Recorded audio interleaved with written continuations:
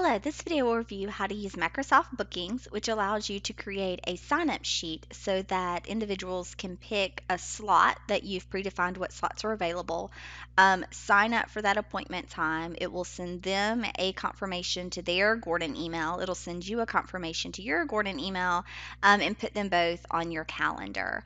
So the first thing you want to do is log into your Gordon email from the web. So you just go to the Gordon website, scroll to the very bottom, and log into your Gordon email.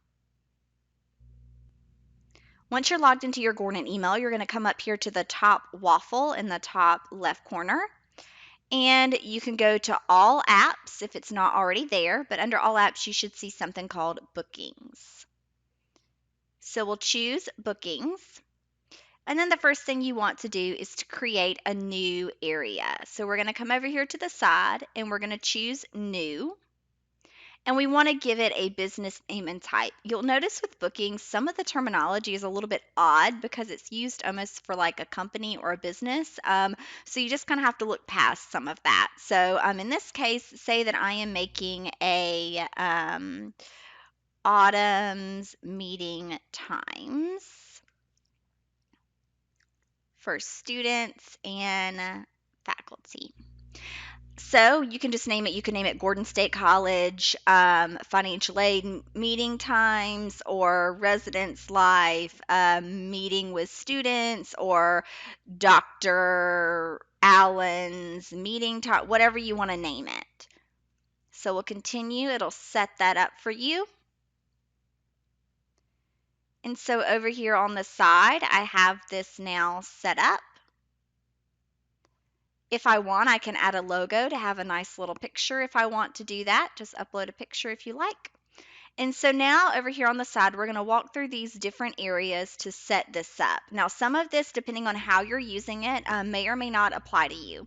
So the first thing I like to start with is the staff area. So we'll come to the staff area.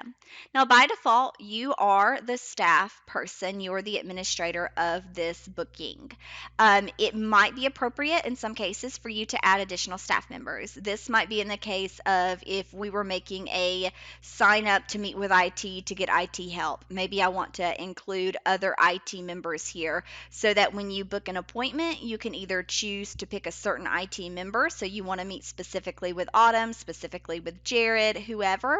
Or it might be I need to meet with at this time and I'm willing to meet with whomever is available at that specific minute or specific time. So that works again if you're having a booking where multiple people are going to be available. In cases of professors, most of the time you're going to be the only person they're meeting with. So in that case, you don't even need to go to the staff area because you as the teacher is automatically going to be put in there. But say that we needed to add an additional staff person, I would just add staff. I would put in their name. Often it's going to pull their email already because they're already in the system. You can choose to put in their phone number if you know that needs to be available to them. You don't have to. And then you can choose to make them an administrator over the booking, which gives them full rights and privileges. At the bare minimum, you need to make them a guest so that they can be assigned to a booking. They can't administrate the booking program, but they can be selected as a booker. So you want to do one or the other. So at this point, I'm just going to make him a guest, not an administrator. You definitely want to leave this checked to notify the staff via email when a booking is assigned to them. So when somebody books an appointment with Jared, he's going to get an email knowing that. So that's probably a good thing. So over here on the side, I can go ahead and pick when Jared is going to be available for meetings. So I'm by default it's use business hours, so it's 8 to 5. I'm going to uncheck that though because let's say that Jared's going to be available for appointments only on Mondays and Thursdays. So we're going to make him available on those days and times. You can change the windows if you need to. So those are going to be the days that he is going to be available to be booked. So from there, I'll save that. And I can also go in and edit myself. So I can come in, click on myself, and a specific an area that you might want to edit with yourself is your booking hours. So I can come here because again, I might not be available for appointments Monday through Friday all day every day. So I might want to check, okay, maybe I'm available for meetings on Tuesdays and Thursdays. Or I'm sorry, Tuesdays and Fridays. So you can pick those as necessary. I'll save that. And so now I've added in all of my staff people. Again, staff is appropriate if you're having more than one the person who can book can sign up for any available person. This is great for team groups or departments. But if you're a faculty member, you're probably not going to add a staff person because it's probably just going to be you. So the next area you want to fill out is your booking page.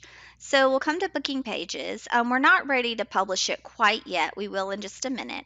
But from here, we can choose if we want to require the person signing up to have a Microsoft 360 or Office 365 account.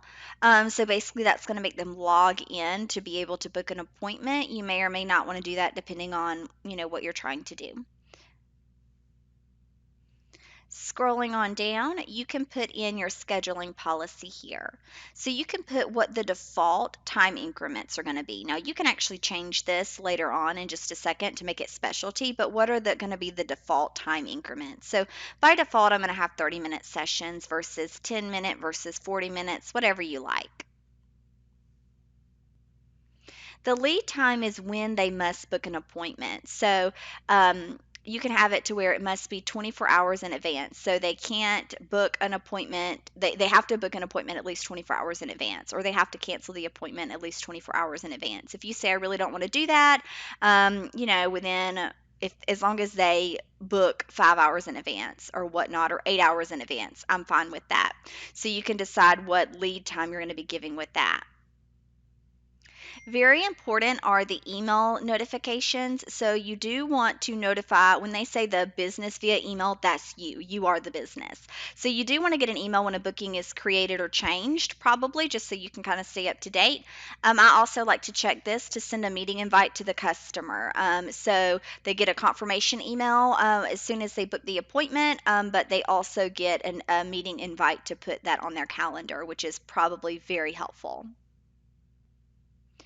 If you are having multiple staff members, you can choose this to where it will allow the student or the person making the appointment to pick an individual that is available. So if me and Jared were both available, it would let the person pick between me and Jared. If it is not, if I'm the only one available, then obviously they can only pick me.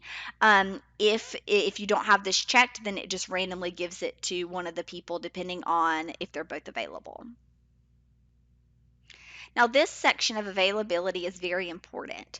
A little bit ago, when we were setting up the staff, we put in our availability hours. So I put that I was available on Tuesdays and Fridays from 8 to 5. What happens if maybe a specific week I'm available on Tuesdays and Fridays, but not the whole 8 to 5? So, what you can do here is specify when they can make appointments. This is going to be particularly important for faculty who maybe, they're available Monday through Friday all day, every day, but I'm going to be in my office during these particular office hours. And so in that case, you might want to put in specific availability, especially if your availability is going to change from week to week. So maybe I'm available from 8 to 10 on this Monday, but next Monday I'm available from 10 to 12. So you can kind of put those pieces in there. So by default, the general availability is when going to be when staff are free. So whenever you put those, for me, it's Monday and Friday. If I don't have anything else on my Outlook calendar, it's going to automatically allow somebody to book that time.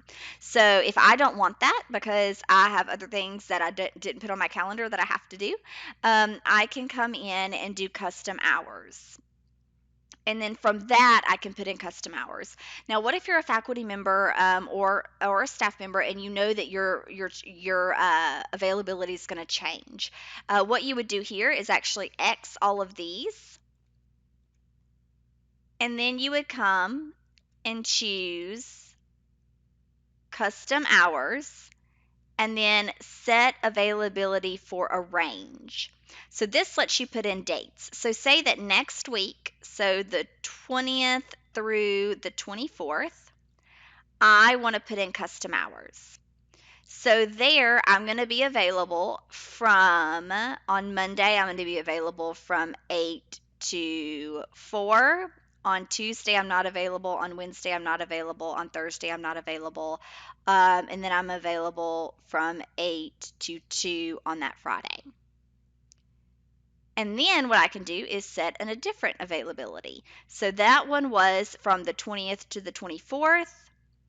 Maybe here I want to do it from the 27th through the 31st, and I want to set custom hours, and then maybe I'm available here on Tuesday and Thursday from different times. So again, you can basically come in here and customize week by week when you're going to be available by using that set availability for a date range.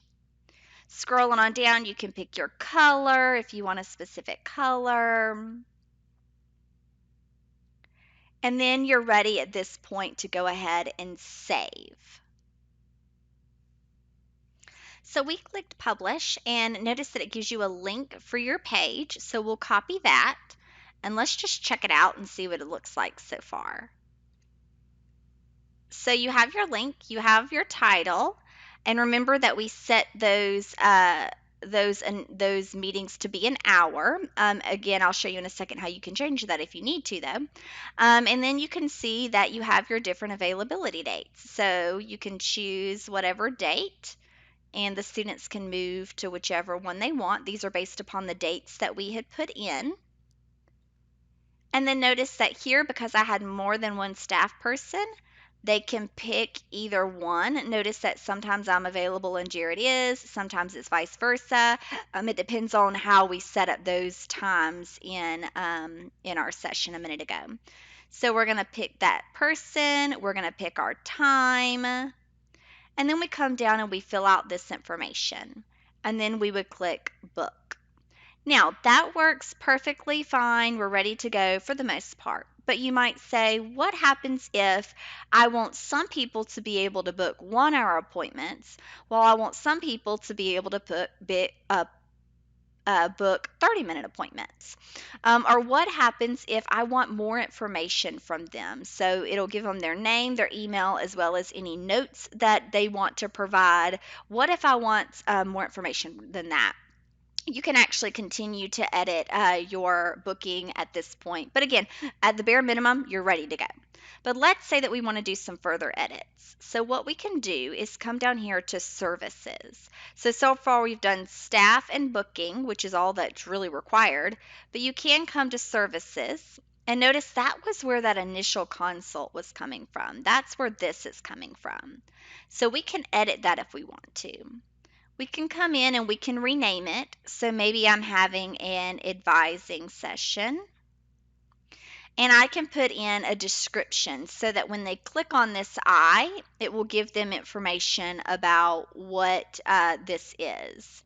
So meet to talk about your classes. You can put in an address if you want to. You can even say to add an online meeting. Then you put in what the timing is. So remember that it said here that it was an hour. And so it might be that maybe I only want these to be 30-minute sessions. So you can change those up if you want to. You can also add in buffer time, which is really great. So you can say that, say 5 minutes after my sessions, it won't allow somebody else to book. So it kind of gave me some intervals. So if one session went from 3 to 3:30, the next person couldn't book until 3:35. It gave me a 5-minute buffer time to where I don't have people back to back to back, which might be helpful. And you can just turn on buffer time and put in time after that appointment. Give me 5 minutes of breathing. Coming down, we obviously probably want to maybe change this to free. Again, this is the terminology because it's kind of built for a business. So I don't, we're not charging people to meet with them. And then you can come down here and add custom fields if you want to. So let's modify that. So by default, it's got their email, their phone number, their address, and their notes. You can make it to where it is required only to put in their email. You might require them to put in their phone number if you want to. So you can choose whichever you want there. You can also add in questions. So we can add in a question, either a text or a drop down question. So maybe I want to add in a question and say, please give me an overview of what you want to talk about. And then that will just kind of give me some more information. When they go to book, it's going to give me some more information there. You could ask them questions about what is your major, or what do you live in the resident halls or not? Have you done the FAFSA or not? Or whatever type of data you want to collect when they book the appointment, so that you have enough information to prepare for their meeting. So we'll choose OK there. And I'm just going to save this really quick. I'm going to keep editing it, but I just wanted to save it. And so we're going to scroll on down. We've added in our custom fields. So from here, I can choose what reminders I want to get sent to them. So I'm going to add an email reminder, and I can choose when that email reminder gets sent. So maybe an hour before the meeting, or maybe a day before the meeting. It's going to be sent to the customer, which is the person booking the appointment, the staff member, which is me, the person fulfilling the appointment, or all attendees, which is the customer and the staff. And so you can type in the message here, reminder, you have an advising appointment with me on X day, X time. Okay, so we'll save that. You can add in additional reminders. You can add it in to where they get an email the week before, the day before, and an hour before if you want to do all of that. So then we'll scroll on down. You can also add in any special information that you need to send with them in that email confirmation. So if maybe there's links or a link to a website or anything that you need to have them review before they come to the appointment, you can add in additional information there. You can also click to turn on enabling text messages, so it will also send them a text message at this time with those reminders. And then we can come on down and choose modify our scheduling policy if we need to. I already set that up already, and I'm pretty satisfied with that, so I don't need to change any of that already. So all of that is set up, ready to go. So I save that. Now what I can do also is add in additional services. So maybe I have advising sessions, but maybe I also have homework help sessions. So homework help, I can add in all the information that I need, but maybe these are 15-minute sessions. So the most likely of you having different services is having different times. You can add in the buffer if you want to where it gives me a 5-minute breather before the next appointment. And I can change all of these different components here, just like I did before, the custom fields of when they get a text message, when they get a email reminder, all of that good stuff. And now I save that. So that's how you can add in additional services if need be. So now we'll preview that just at the same link. And so you can get your link by going to home, going to booking page, and then there will be, as long as it's published, you'll have your link right here. And so this is what it looks like now. And so notice that there's homework help or advising session. You can click on the I to learn more about it. And then you can come down, and depending on which one you select, so my advising sessions, I want to do an advising session. I come and choose the date and time, who's available, pick that, and then I scroll down and put in any notes. Now, if I wanted to book a homework help, I would pick homework help. I would pick my date and time, who's available, and then scroll down and I would put in any of those additional notes. So let's book one really quick. So we'll pick this one. and then we'll choose to book. And now you'll get an email very shortly with that information. So the student gets an email confirming their appointment, and they can add that to their calendar. And then as the teacher, or as the person making the appointment, it automatically gets added to my calendar. So it's right there for me to know that somebody has made an appointment. If the person reschedules it, cancels it, etc., it automatically moves itself around on my calendar. I don't have to do anything at all.